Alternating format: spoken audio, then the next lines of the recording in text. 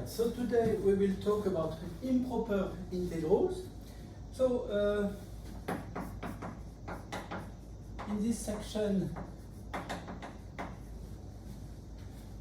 we extend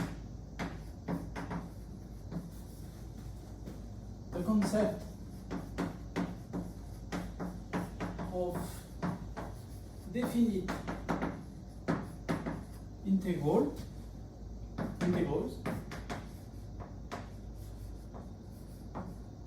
So recall the notation, integral between a and b of some function, and this was well defined as soon as the function was continuous on AB, for example. So and a and b were real numbers. So we want to extend it to two different cases. So basically we want to extend it to the case where the interval AB is infinite. Okay, so for example, A and or B is equal to plus or minus infinity. Okay, so this is one type of extension we want to practice. And in the case where f has a discontinuity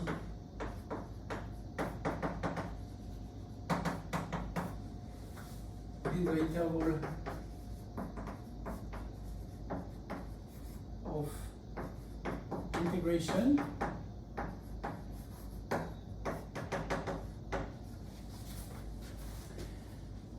that would be the other case we want to extend. First of all, let's come to the first case of we want to extend the definition when the interval might be infinite. Then this will be called an integral of type 1. It's when the interval of integration is equal to AB, where A or n or b equal plus minus infinity. So what happens in this case is the following. So we basically will study three cases. In the first case, we want to define the integral where, in the case where b is infinity. So in this case, we are going to consider, so you replace b by a variable t, and you consider this as a function of t. So if this integral exists for any t greater or equal to a, we define the integral between a and infinity. This will be defined as the limit when t. So you can see this as a function of t sometimes, because as you know, an integral, a definite integral is a limit, right? So sometimes it doesn't exist. If it exists for any t, then it defines a function, and you can consider the limit of this function. Okay, and so you will define this as this limit. Now, provided that this limit exists,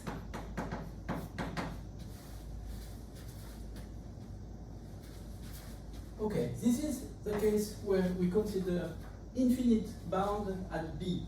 Now, let's go to the case where a will have infinite bound, so will be something like minus infinity. So if this time we replace a by some variable t again, and we consider the integral between t and b of f of x dx, okay? So if this exists for any t, so this time t is replacing a, and a was minus infinity, so we would like this to be less than b anyway. For any t less than b, we define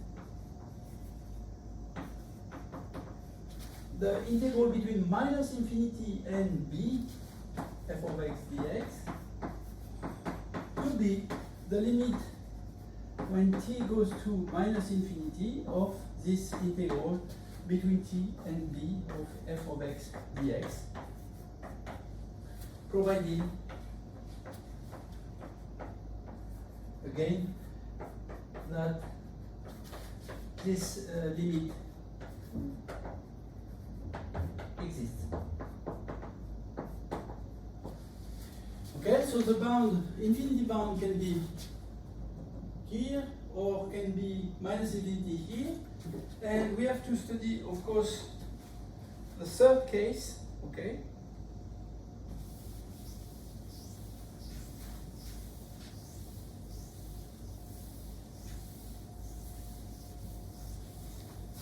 Yeah, before that, let me mention that in case A and B, if the limit in t exists, then integral, so basically the integral between a and infinity f of x dx, sorry, and minus infinity b f of x dx are called convergent integral. We have seen this word already, if you remember, for sequences, okay? But here we use it also for integrals, where we say that these kind of integrals are convergent if these objects exist, the limit exists, as defined as limit, right? If they exist, as a convergent, and divergent otherwise, which means when the limit does not exist. So either convergent or divergent. All right. Now we have a third case to consider. This is the case where we want to extend the definition of our definite integral between a and b, in the case where both a and b are infinite. So for example, a would be minus infinity, b would be plus infinity, okay? Now, to study this kind of case, you actually need to study both k, a and b. So if both the integral between minus infinity and a f of x dx and the integral between a and plus infinity f of x dx exists for some a, so you just need to find one a such that this would work, then we set integral between minus infinity and plus infinity f of x dx. So this will be defined as the integral from minus infinity to this a, f of x dx, defined in the sense b, plus the integral between a and infinity of f of x dx, defined in the sense a, if both exist. And otherwise, so in which case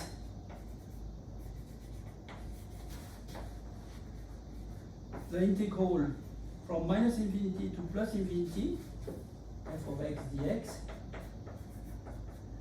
will be said to be convergent.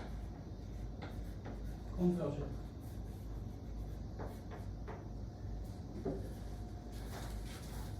And again, otherwise,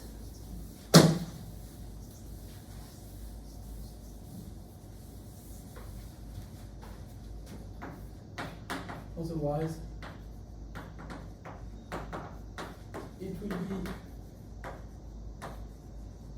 divergent.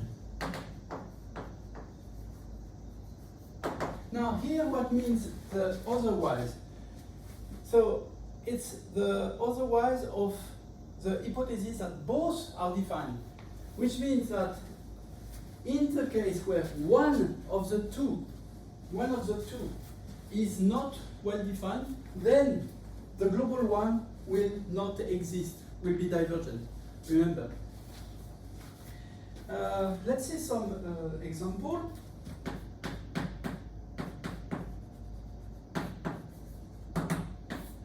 Okay, what about, for example, the integral between 1 and infinity of 1 over x dx?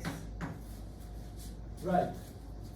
So how do we treat that? First of all, you observe that this function is continuous on the interval. So we are not in type 2, we don't have a discontinuity, but we have infinite interval here. So if this exists, it should be defined as the limit when t goes to infinity of this kind of integral, right? Now we know what is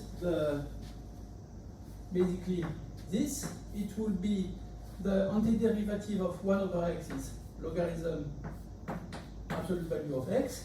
Here x will go from 1 to t, and t is positive. So we can actually forget the, well, it's okay, we can keep it.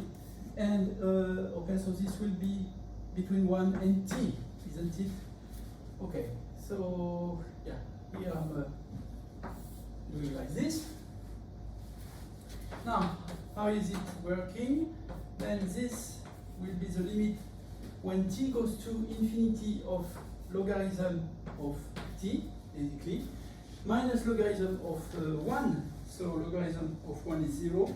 And so we get basically logarithm of t. And this, what happened? When t goes to infinity, yeah, so this goes to logarithm is going to infinity, right? So basically, conclusion,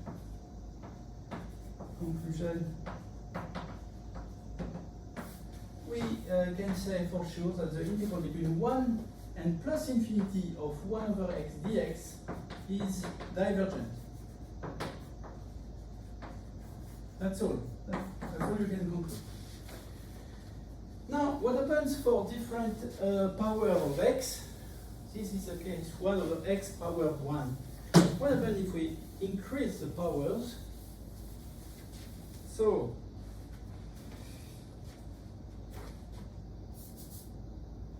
let's say example 1, example 2. Why don't we try this time with 1 over x squared dx? Now here the thing will go better, I would say. So basically it's like to evaluate the limit when t goes to infinity of basically minus 1 over the antiderivative becomes, in this case, minus 1 over x, and then you still want to study this between 1 and t, and so you get basically minus 1 over t plus 1, and this, the limit of this when t goes to infinity is just 1, isn't it? And so here, in this case, you can write that this is equal to 1, and the integral is convergent.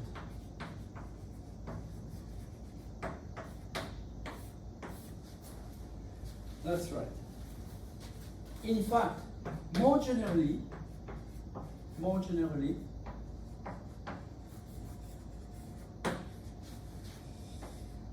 we see that if we do the integral between 1 and infinity of 1 over x to the power p, let's say, then this is converges actually to 1 over p minus 1. If, of course, p is greater strictly than 1. It diverges for p equal 1, as we could see in example 1. And now, what about the case where p would be strictly less than 1?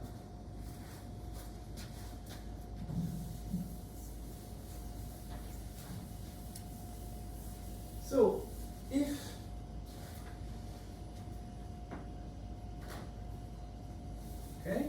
so when p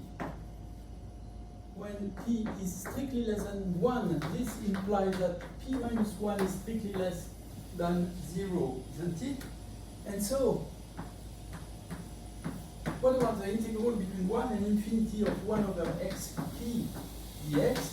Well, this will become the limit when t goes to infinity of the following antiderivative. So we have x minus p plus 1 divided by minus p plus 1 between 1 and t, isn't it? But this is equal, we can easily check that this becomes infinity. And so basically, in conclusion, we have proved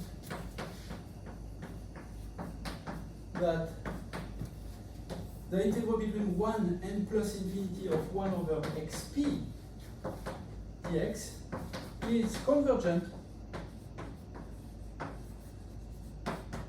if and only if p is greater than 1. These integrals are so-called Riemann integrals, and so they converge if the power in x is greater than 1. Okay.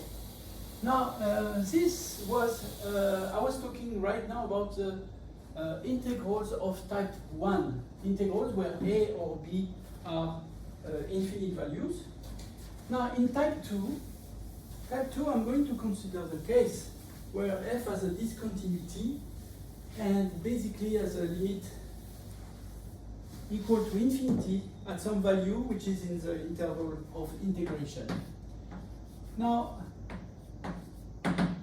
to be in the interval of integration, so a and b are finite numbers, okay, in this case, in type 2, but we have a problem at one point in the interval.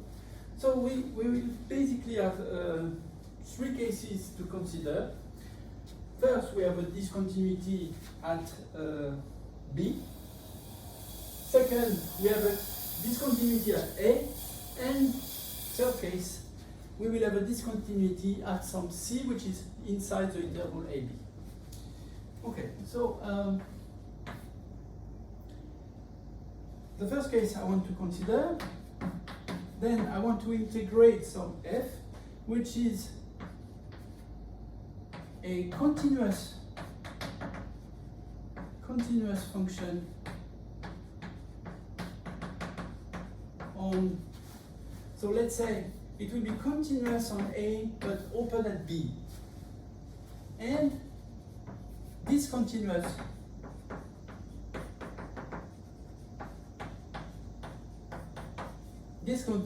at B. Then, in such case, we are going to define the integral between a and b of f of x dx. We again will take it as a limit. The limit, so we are going to change the variable, the constant b, in some variable, and that will tend to go to b.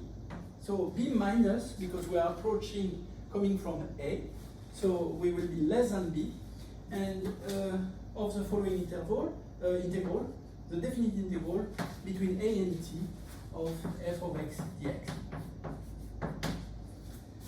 Okay, so again, if this limit exists, right?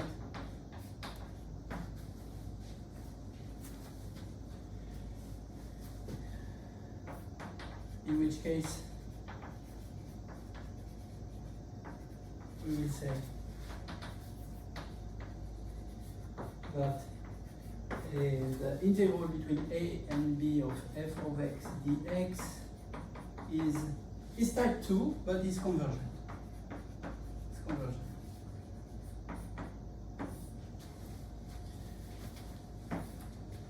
Okay, now what happens if the problem of continuity happens on the left, on the side of A? Well, it's very easy. So in case B, this time we have f be a continuous function on, this time open at A and B, closed. Then define the integral between A and B of f of x dx as the limit. So we replace the constant A by some variable, and here this time t goes to A plus, okay? Because we go from A to B, so we consider this function, and here we will have t, and here we will have b f of x dx, okay? Provided that this limit exists.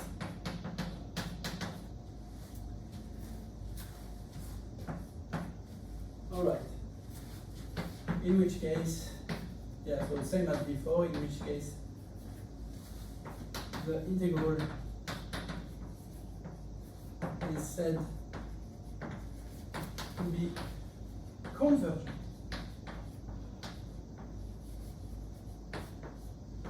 And divergent otherwise. All right, and now we have the third case to consider.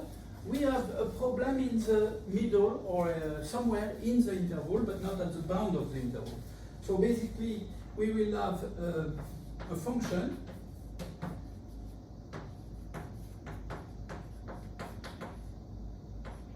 so you want to integrate between A and B.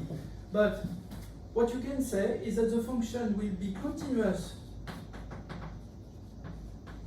on, so let's say it will be A and open at C, some value C, and it will be also continuous between C and B, close at B, okay, for some C.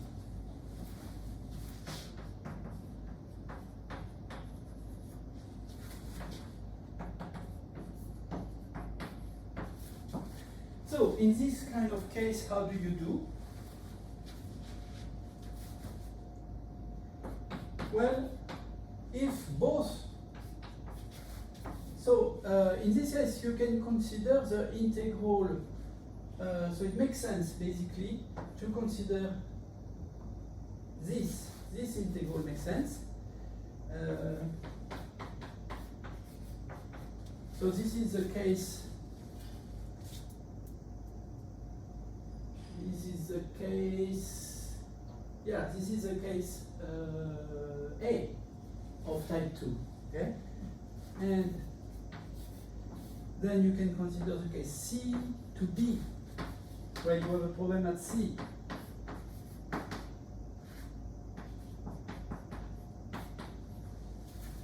Then you can define the integral between A and B, where you have a problem at C, but you solve it by showing that both integrals were defined, and then you can set really this as the sum of both integrals.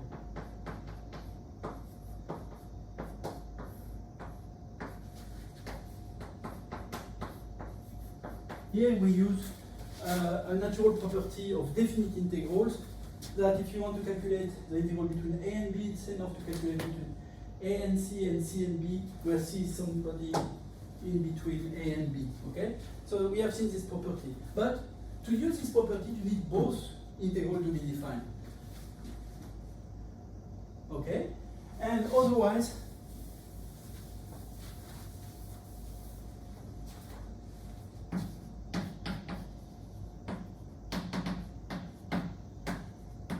we say that the integral between a and b of f of x dx is divergent. So the otherwise mean that one of the two. So it's enough to check that if one of the two doesn't work, is divergent, then the total one will be also divergent immediately. All right, yeah. So let me see some example.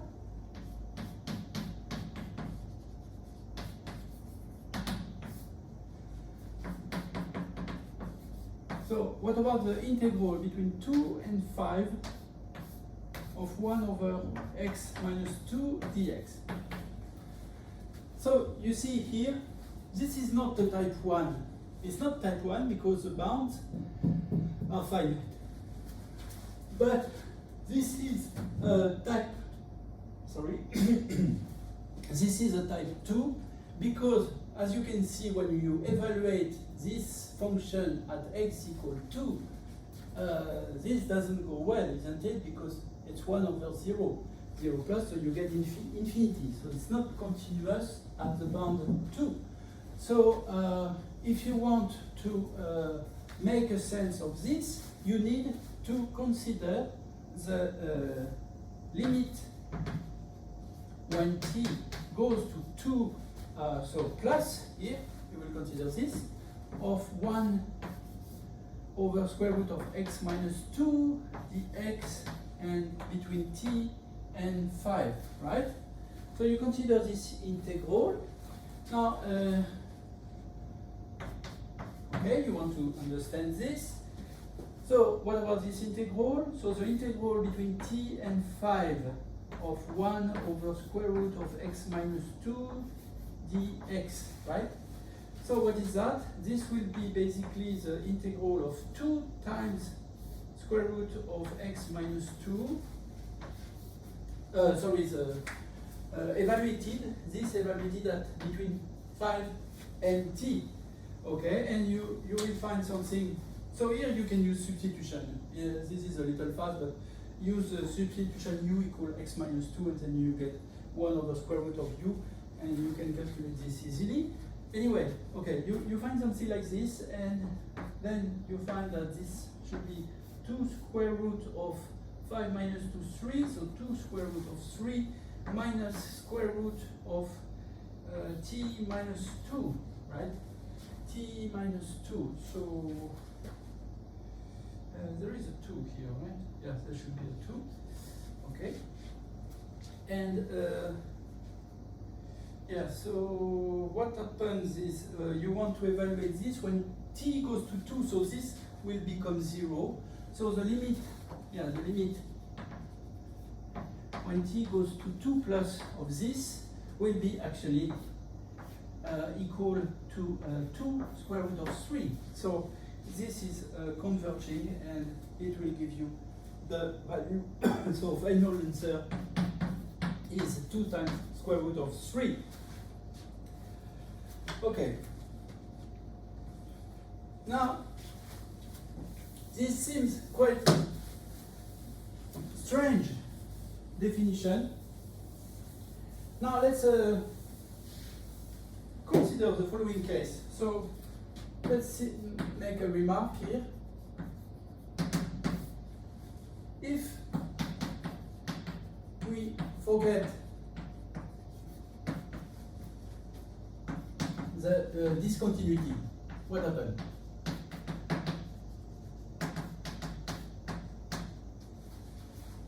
For example, we can try to compute the integral between 0 and 3 of dx over x minus 1, okay?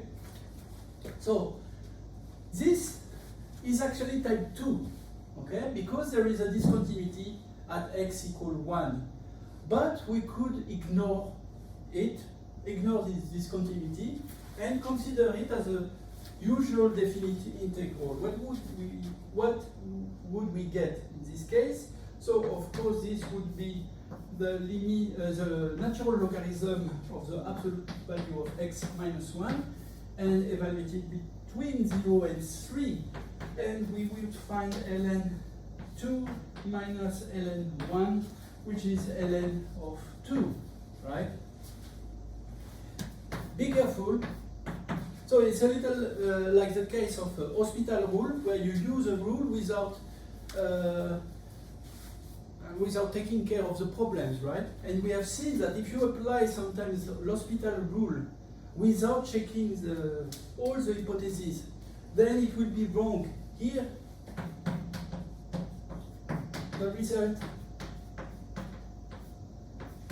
is wrong. This is totally wrong.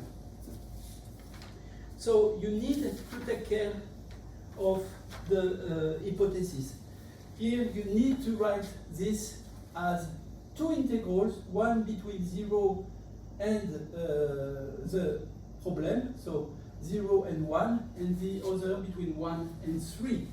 And you will see that this is not at all the same result. So this, I leave it in exercise. Okay? Check that you will get another result if you apply properly.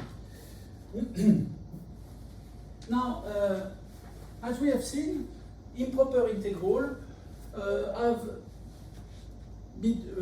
belonging basically between convergent and divergent integral, like in the case of sequences, right? So,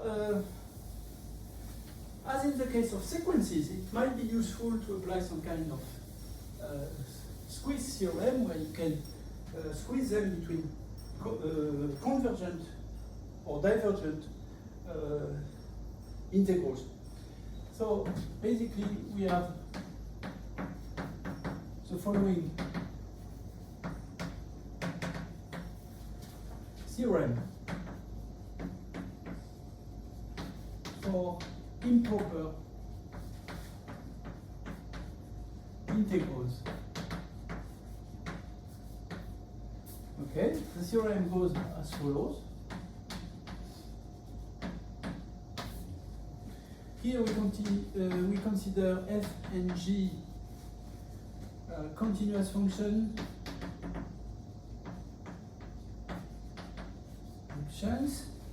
with f of x greater or equal to g of x for x greater or equal to a. And the theorem goes as follows. If the integral between a and plus infinity of f of x dx is convergent, so this is convergent and f of x is greater than g of x, so then we can immediately conclude that integral between a and plus infinity of g of x dx is also convergent. This is for sure. Similarly, if the integral between a and plus infinity of g of x dx this time is divergent. So the integral of the smaller function is divergent. It means that a fortiori the integral. So then the integral between a and plus infinity of f of x dx will be also divergent.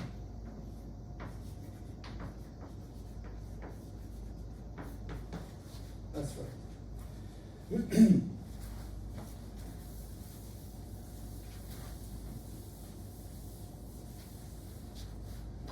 Another exercise for you. Exercise. Apply the previous theorem to show that. So here it will show that the integral between 0 and plus infinity of e minus x to the square dx is convergent.